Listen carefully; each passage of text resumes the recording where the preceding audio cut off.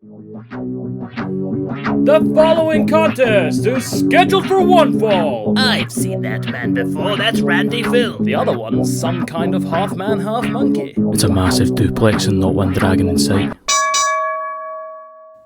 Hello Trips, welcome back to another Snapdragon Duplex. This week we're looking at Dynamite from March the 24th. Some good matches in here. It'll be fun to kick through this. So I'm live this week, back on home ground, and Mikey Mac is stuck out in the North Sea. What you saying, Mikey? Hello, Randy, and hello, all you beautiful, sweaty marks out there. It's Mikey Mac. I'm live, I'm pre-recorded from the North Sea, loving life. And this week we're going to talk about Dynamite. I'm sure Randy's told you. So I'll hand the reins over to him for the first match. Alright, so kicking off the show we get Kenny Omega taking on Matt Sydal, and this is that daft AEW Championship Eliminator match where if Matt Sydal wins then he gets a future title shot at Kenny Omega. But I'll stop it right there before we get too excited, because that is not what happens at all. The match, I thought it was a slow match to start with. Now about 5 minutes in, Kenny hits one of those amazing Snapdragon duplexes. For then on, that's when the match became a bit of a banger. Towards the end of the match, Matt Sydal goes to hit a Meteora where he's on the top rope and he jumps on a standing Kenny Omega with his knees. But Kenny catches him with the knees and gives him a buckle bomb, and it just looks absolutely fantastic. And by fantastic, I mean it looked as though it hurt like fuck. Matt Sydal gets a couple of close calls throughout the match. Kenny Omega hits a V-trigger on the top rope. Matt Sydal was on the top rope, Kenny Omega runs and hits him with a V-trigger, and then I think he goes to get him in a one-winged angel. Matt Sydal wriggles out of that and goes for a roll-up, but it's only a 2 count. And all that does is piss Kenny off, hits him with another V-trigger, then a one-winged angel for the win. So no title match for you, Matt Sydal, not anytime soon. And on the commentary, I'm not sure who it was that said it, but they said only one person is kicked out from the one-winged angel, and that person is not in AEW. So I don't know who it is. If they got any ideas or know who it is, let us know. So I'm guessing they're not taking into account that John Moxley kick out using the exploding barbed wire carry-on shit. I count that. A kick out is a kick out, but they don't. Anyway, what you saying, Mikey? I liked the match. Yeah, this match was quite fun, I thought. Kind of two flippy dudes doing flippy shit. I enjoyed the spot where Matt Sydal had Kenny in the corner and he's jumping up for a Hurricanrana, and then Kenny kind of dodges out the way and Sydal lands on his arse on the ropes and bounces off. Yeah. Also, there was a nice shout out to the show from Kenny Omega. The Snapdragon Duplex. Yes. And your t-shirt is in the mail, brother. So keep your eyes on the mail. From any mail from Glasgow, you might see it. And Kenny wins, no surprise.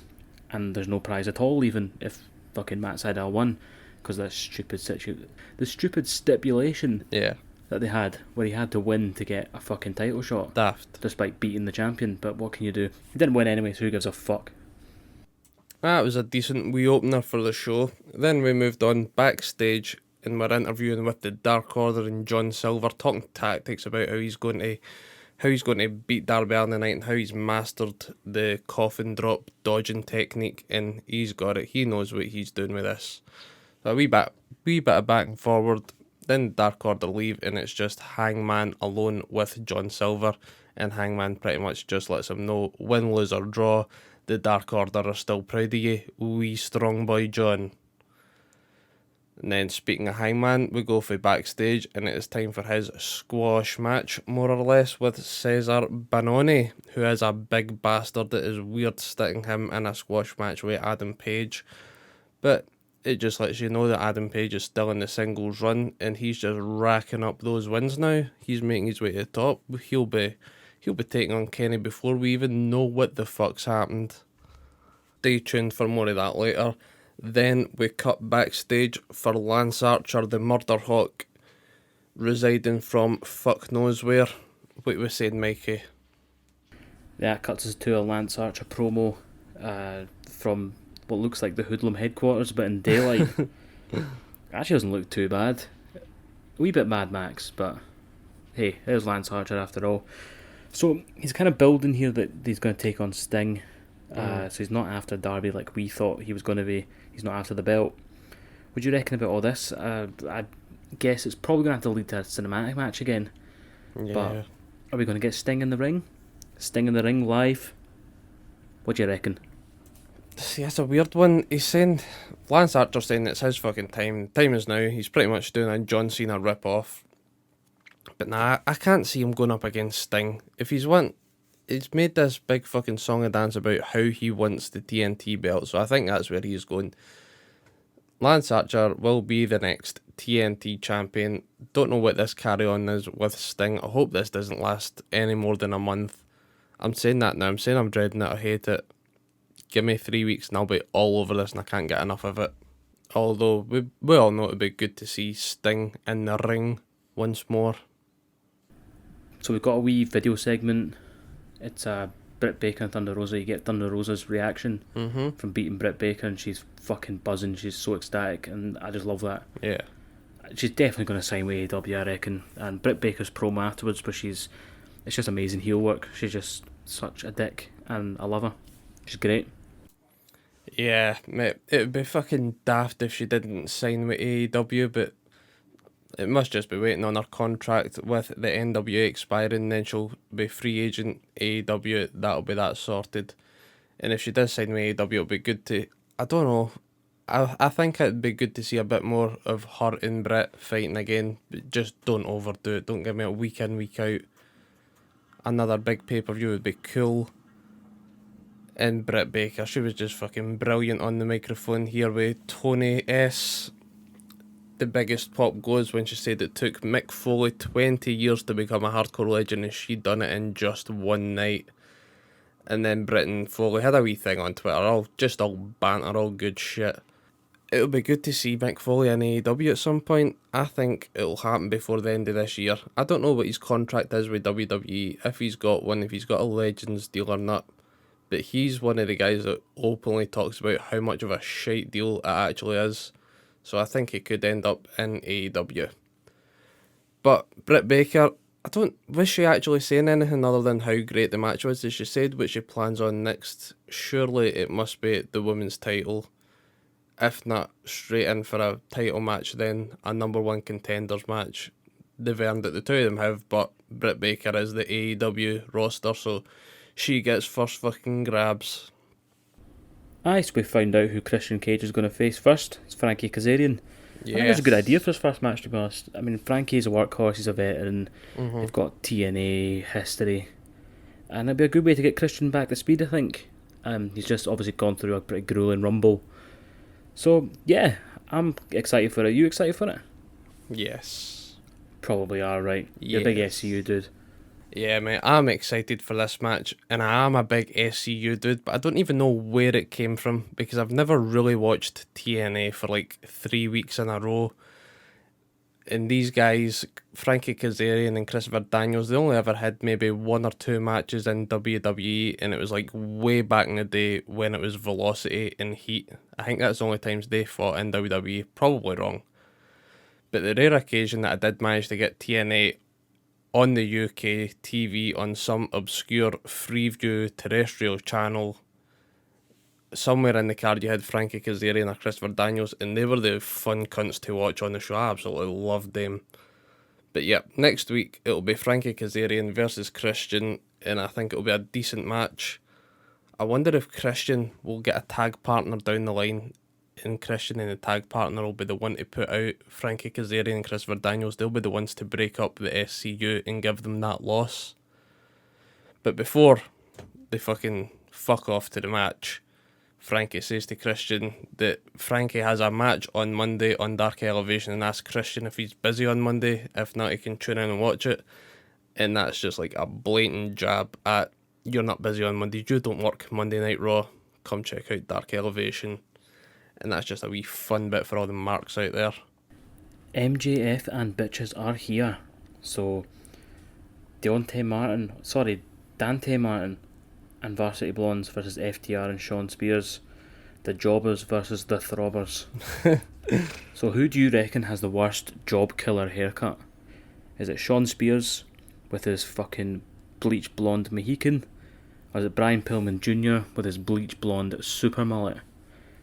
For me, it's got to be Sean Spears. I think Brian could tie up his mullet into like a rat tail or a ponytail or something and look halfway presentable, but there's not much you can do with a blonde Mohican other than put a fucking hat on. And you can't go to an interview with a hat on unless it's a fedora and you're interviewing for fucking Al Capone's gang in the 1930s. So yeah, Outer Circle win with a Death Valley driver. I'm kind of excited with the Pinnacle. Yeah. I am kind of excited. And I do hope at least a blood and guts match. What's your take? Yeah.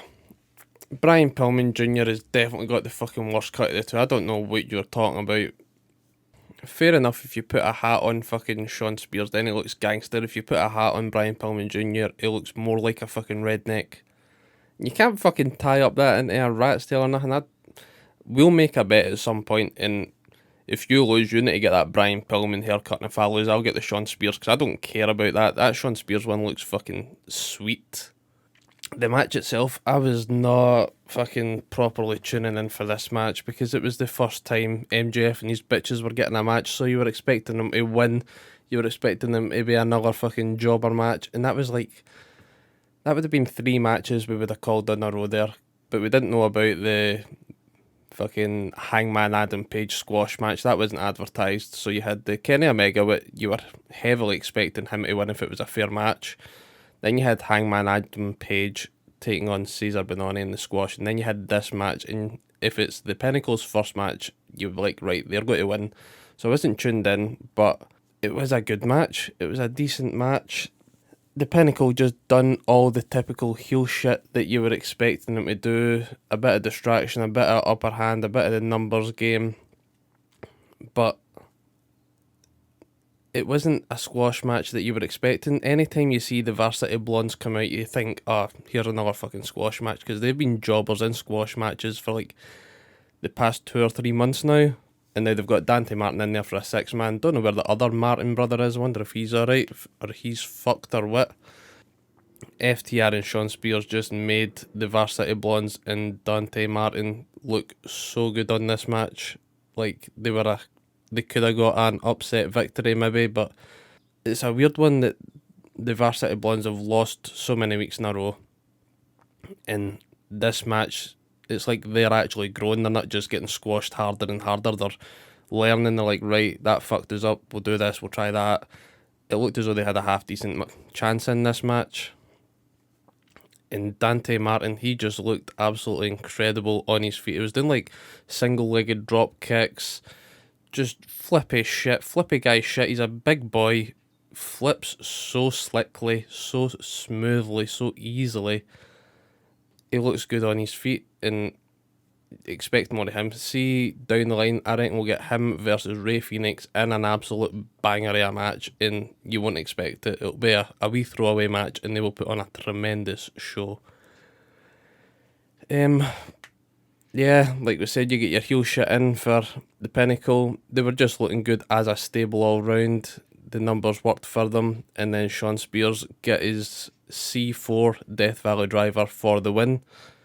The Pinnacle talk a bit of shit saying Jericho's scared. Then Tony Schiavone tries to say, well, you fucking near enough fucked him up a couple of weeks ago, so they're not going to show up. And that just pissed the boys off. So he quickly backtracked there. And we want the blood and guts. Give us the blood and guts. More on MJF and bitches next week. Team Taz coming out saying that Brian has apologised for being sound last week. He's sorry for being nice. And Taz have accepted this humble apology.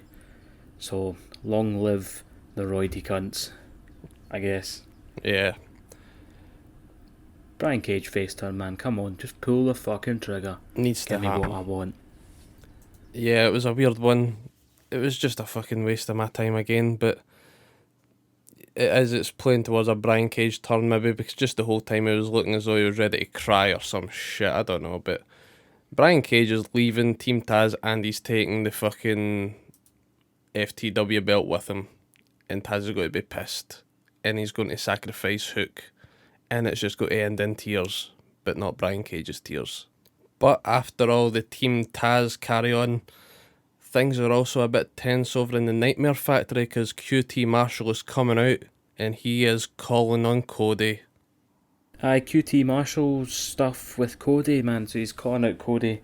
One of the things he said was that he's happened to take meaningless bumps in Cody's shadow. Yeah. So that's leading to an exhibition match next week between QT and Cody, with Big Arn the Shagger as the referee. And Cody says he's not going to hurt him, so he's really patronising about it. Total cunt work. Says he'll relinquish any submission that he puts on, any figure fours, any finisher that he cinches in, he's not going to hit it. So it's really arrogant heel kind of thing to say. Yeah. That if he did hit any of these, then he'd fucking kill him, basically, because he's that good. So could go two ways. I'm reckoning either him and Arn Anderson go for a screwy finish, which is possible, but unlikely, or QT kicks his cunt in, which I hope happens. Where you reckon this is going? This is just such a weird dynamic where they're trying to put across QT Marshall as the heel, and that he's pissed off with the Nightmare family and all of that, and that he's wanting to leave. And then Cody comes out and he's just talking more trash. He's talking like the heel as well, so you've just got two absolute cunts going up against each other. But for the winner of the match, it has to be QT Marshall. He has got an open goal here. If Cody won't hold in a submission, or he won't actually hit any finisher, I'm telling you all right now, go to Ladbrokes or Bet365 and put all your money on QT Marshall winning, because he has to win it.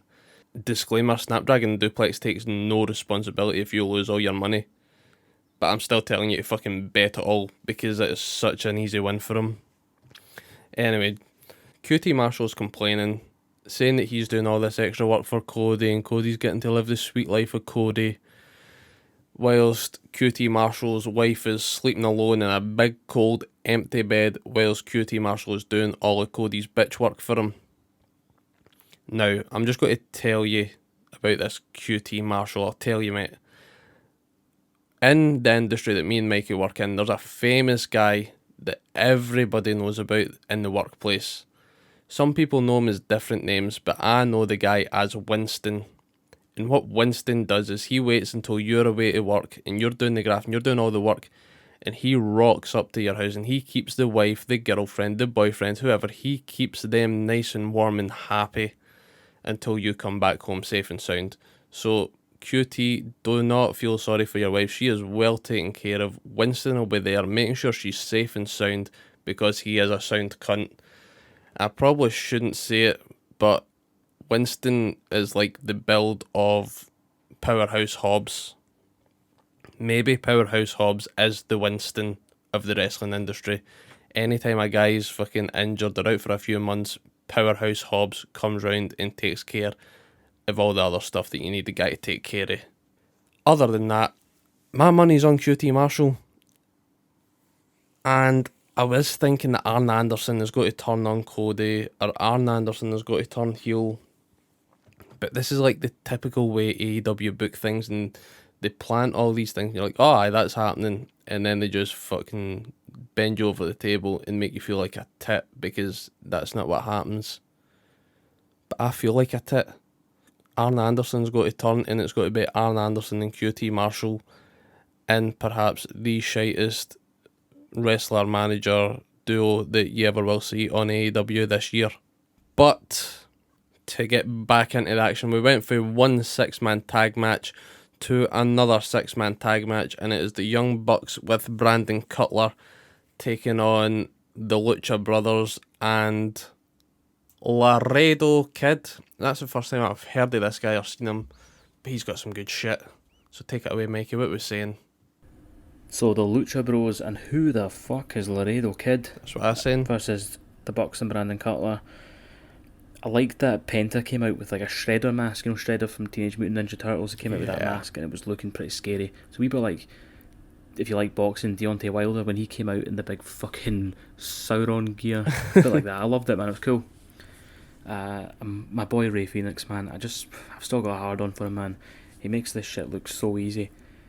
I really liked the spot he did near the start with Nick Jackson. They were kind of mirroring everything that each other were doing, kipping up at the same time, all the rest of it, and just ends in them giving each other a look and a wee nod like, alright, Fair play, fair play. Yeah. And they both just walk casually over to the corners for a tag. So that was cool. Don't see stuff like that very often. This match was fucking loads of fun. I mean, you knew it was going to be. Two amazing teams. And a couple of pretty good tag-alongs. I can't believe that Spanish Fly actually finished a match for a change. Do you know what I mean? That was a surprise. After it, you got Kenny coming out, smacking our Mexican lads with a belt. Yeah. I say a belt, the belt. He's doing it to show the Young Bucks that he loves them, but he loves them in a very angry way, obviously. He says that he didn't choose AEW, he chose the Young Bucks. Could have gone anywhere, but he chose the Bucks. That's where he went. Mm-hmm. And he's given them one last chance to be mates with him, and the Bucks just walk away from him. And then Kenny gets his cunt kicked in by the Lucha Bros, so we're moving into a Starfish Island versus the Young Bucks thing here. Yeah. And I wonder if Cody will join the Bucks for this, or if he's just not involved. They're keeping him very separate from the whole thing. Mm-hmm. Yeah, interesting to see where it goes. Mate, you don't fucking need a Cody. Like, I'll get to that, but this match, it was a good match. I just kind of zoned out again. It was one of them. It was the second 6-man tag in a row. The first one was a bit more slower. This was a faster pace, but that's always what you get when the fucking mad bastard Lucha brothers in the ring. It's always got to be fast as fuck. So fast I didn't get any spots, but I knew fine well that fucking Spanish Fly ending was gonna fuck you up. Ray Phoenix, how many weeks in a row has he been on TV? He must be like if you're going from March last year to March this year, Ray Phoenix must be up there with the most TV appearances for AEW within any given year, I think, on TV. Spanish Fly by Laredo Kid. Spanish Fly by him gets the win on Brandon Cutler. See, that's the other thing. That's why you need Brandon Cutler. You don't need a Cody. You're talking about get Cody in on this against Kenny and the Good Brothers, Young Bucks and Cody. You don't need Cody. You've got a Brandon Cutler there. The best friends of the Young Bucks. But then again, he just got fucking beat with a Spanish Fly. Maybe like the only person I've seen on TV within the past 2 or 3 years to have lost by a Spanish Fly. It was a fucking sweet move. I'll give him that. It was a good one. You just weren't expecting it to finish the match. Jeez. But yeah, Kenny comes down, throws his tantrum, then gets jumped by the Lucha Brothers after he jumped them first. Maybe it'll be like a 3-on-3-on-3. That could be like a cool random Wednesday night match. The Good Brothers and Kenny Omega versus Death Triangle or the Lucha Brothers with Laredo Kid whenever Pac gets his finger out and decides what he's doing, versus the Young Bucks and Brandon Cutler. That'd be a cool one. Anyway, that was some good shit. It was a good match. It was more fucking teasing what's happening with Kenny and the Young Bucks. When is this all going to blow up in somebody's face? Who's turning? When are they turning? What's happening? Nobody knows. But after this, we get a fucking Jade Cargill promo. And they're not done with Jade versus Red Velvet. Not yet. Well, I'm done with it. They had their fucking mixed match with Shaq and Cody. And Shaq and Cody stole that match from them. They can try a singles match, but at this point, I am not interested. What are you saying, Mikey? So, Jade Cargill's going to fight Red Velvet, and Jade's definitely going to win. That's all I have to say about that. Brandy and Cody are getting a fucking copy show of Ms. and Mrs. And who gives a fuck? Definitely not me. Nah. I can't imagine you do. Nah, mate. Honestly, I can't imagine they do. Nobody fucking cares. Yeah, so Cody's got his own fucking Ms. and Mrs. I don't even watch the regular Ms. and Mrs. I'm not going to watch the crappy off-brand version of it that AEW are trying to do, or Cody's trying to do, or Brandy's trying to do. Whoever's doing it, I'm not fucking watching it. But we're over that, and we're getting back to business backstage. We've got John Moxley and Eddie Kingston, and Eddie's got a broken something. And that isn't me forgetting what he's said. AEW and Eddie Kingston has said that he has got a broken something. It's on his foot somewhere. It's on his leg. And I don't believe him at this point. If they told me a genuine broken ankle, fucked calf, then I'd be like, oh, serious. But if it's a broken something, nobody cares. He'll be back soon enough.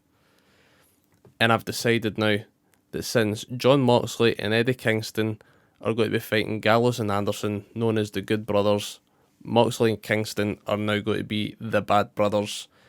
And the Bad Brothers want to see how far the Good Brothers are willing to go with this war. It was just another shit-hot promo. John Moxley fires in a bit about how he doesn't like the Young Bucks, but he owes the Young Bucks, and he doesn't like owing people anything because that's when people want things. Fair enough. You didn't ask for the help, but you got it. They saved you a broken frickin' neck. You could have been Kurt Angle, but nah, you owe them one. Get over it. John Moxley and Eddie Kingston backstage. Eddie's got a fucking broken leg. He's in a fucking stookie. And the lads are still wild. Loose cannons. I'm still enjoying it, man. They're still...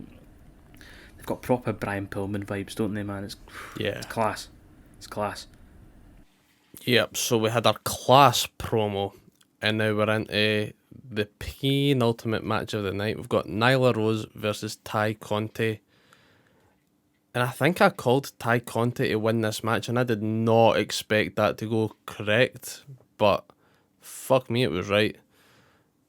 This was a decent match. I wasn't expecting much for it. I thought it was just another rematch. It was going to be a wee Snyder, but it was good. Nyla Rose dominated a lot of the match, but any comeback spot or shines that Ty Conti had, she looked incredible doing them all. Both of them just looked good from start to finish. The whole bigger wrestler versus smaller wrestler thing, really well. You had your big dominating bastard and then your little faster one. It was cool. And then Ty Conti hit her finisher, which was a DD tie, something like that. It looked so slick, it looked smooth. This match, even though Nyla Rose lost, it doesn't look as though it hurt her any taking the loss. It just made Ty Conti look better, if anything. Fucking Nyla Rose and Ty Conti, man. Ty Conti went in with a hammerlock DDT. Fucking no one saw that coming. And I'm happy with that. I like a surprise. Yeah, it was especially good. when both of us pick it and we're so confident about picking it, and then it's wrong. So that's great. Nyla and Vicky acting the cunt after the match, as you can imagine. Ty Conti isn't saved by the Dark Order. She's saved by Hikaru Shida with a kendo stick and a quality white suit, looking straight out of Tekken. And then the bunny comes in, she's battering people. I guess the whole gimmick they're going for right now, the whole shtick even, is death to the Dark Order. Mm-hmm. So, let's see how that gets on. Right, well, Matt Hardy came out fucking talking trash anyway, and this is where I need an update, right? So I was speaking to a pal, and he told me that apparently the US first quarter financial year is from October to December, so that's how Hangman's already got all the money, and that's how they're done, because it was December apparently was the end of their first quarter. Is that the same in the fucking UK? That's fucked up. Q1 is not ending in December. That is mental. I'm 29 years old, and I need to know when my financial year is now. Is it the same worldwide? It's fucked me up. Help. And then we get a wee bit of a taster for next week's Arcade Anarchy with the Best Friends and the Wedding Party. So these weird kind of warring back and forth promos you've got between Best Friends and Kip and Miro, they're really, really big production values on them, and it's so daft, right, that they're having a conversation between really obviously pre-recorded promos, but it's class and I love it. Yeah. And I feel like we're getting to the end of this feud, and we're moving on to the Miro singles run that we both want, and I'm fucking here for it, man. Can't wait. Yeah, so I noticed during this fucking promo that Miro says he can't wait for Kip to destroy OC, and he can't wait for Kip to destroy Charles, because that's what Kip Sabian wanted. I think Miro's just got to walk out on him during this match. I can't wait for it to be over. I'm happy that it's going to be over. It has been a wee fun one, but It took up more time than it needed to.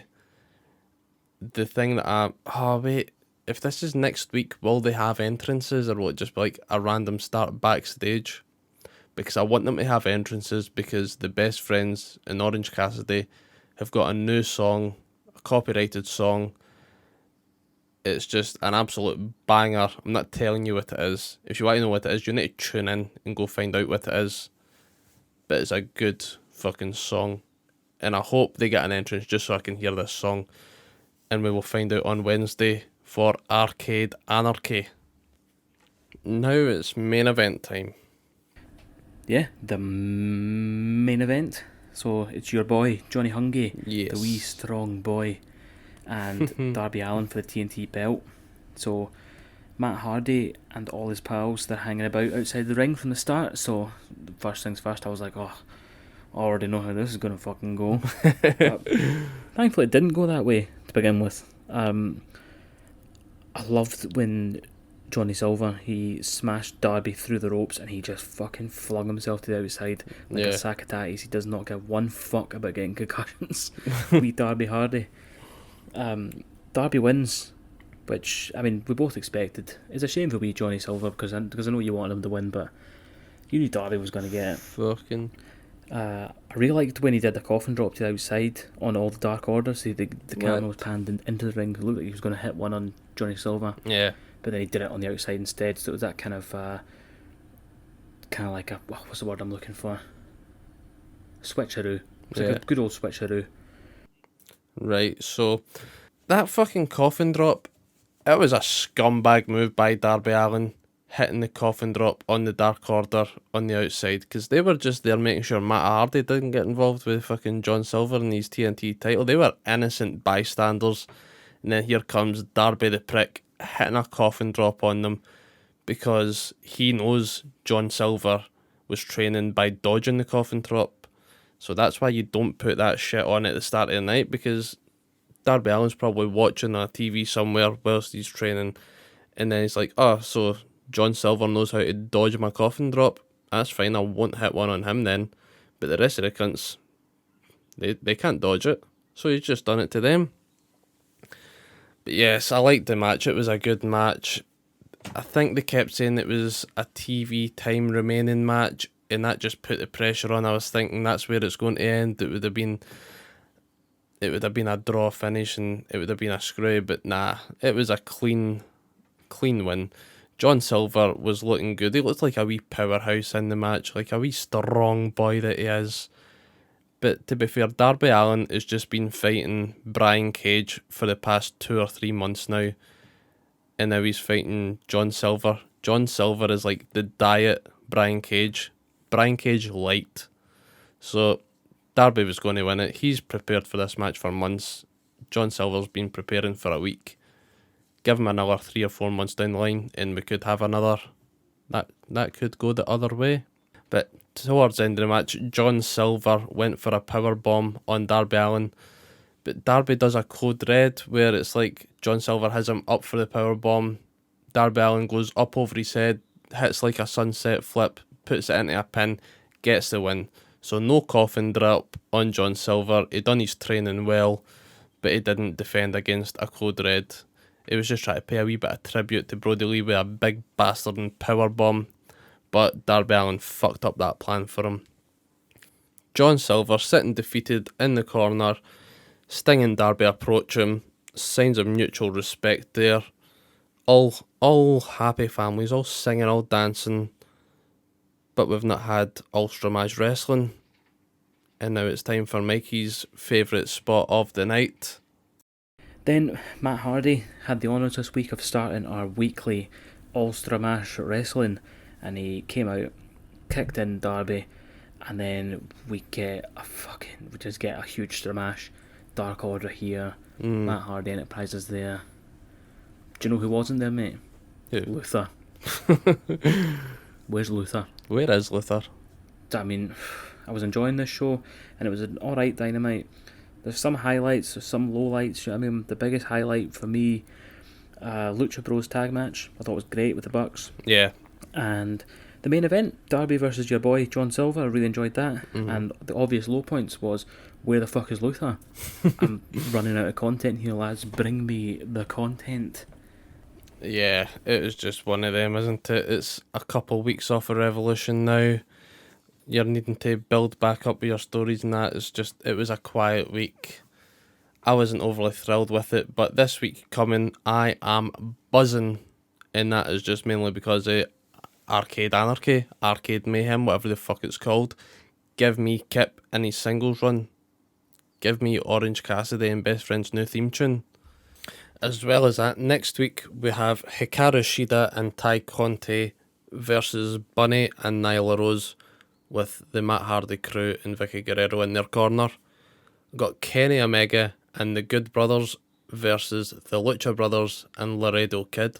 That is just going to be fast action, sweet match coming up there. Then we have a Cody versus QT Marshall with an Arn Anderson special guest. And finally, Christian versus Frankie Kazarian. I'm low-key buzzing for that match. You think Christian would win? Yeah, Christian's got to win it. He's got to win it. First match in, I'll just cry myself to sleep whenever Frankie loses. I'll get over it. We'll deal with it. So that's for next week. Thanks for joining us. Thank you, Mikey, for letting us know all your thoughts and opinions on this week. Anybody else that's got thoughts and opinions, reach out to us. Well, thanks very much, Randy, putting this together, doing all the editing and everything. Thanks to everyone listening. You're all beautiful, sweaty marks, and some of your glorious shaggers. Take care, take it easy. I'll be home in a couple of weeks, and next week you'll be getting me pre-recorded again, but I remember my microphones, I'm sounding a bit better now. Yes. Hope you enjoyed it. Take care. So, once again, thanks everyone. Don't forget to go check us out. Check out the Linktree/Snapdragon Duplex. Get us on Twitter at Dragon Duplex, at Instagram at Snapdragon Duplex, on the podcast places at all your podcasting places. Leave us reviews, fucking hit us with comments, tag us in any shit you want. Give us grief, tell us we're stupid, tell us we're right. Let us know. What do you, the people, want? Anyway, thanks for joining us. Take care and see you soon.